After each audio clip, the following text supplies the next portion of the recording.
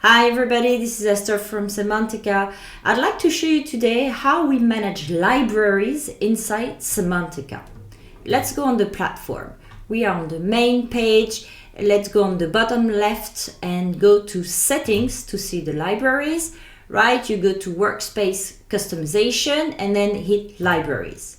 Here you can see all the libraries created by Cemantica by default. So you have a library of Touchpoint, stickers, system and department for Bruce-Print, it's pretty nice, brand values and measure.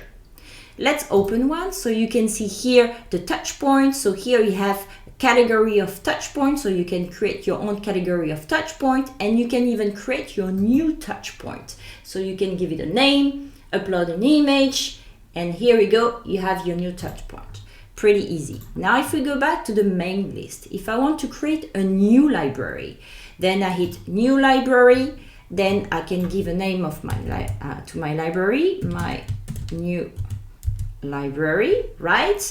Then I can start listing the items manually, right? So item 1, for example, then I can add it and I can go and go and go. Now I can also do it automatically and import the different item from Excel. So then I can drag and drop my Excel and then everything will be listed automatically.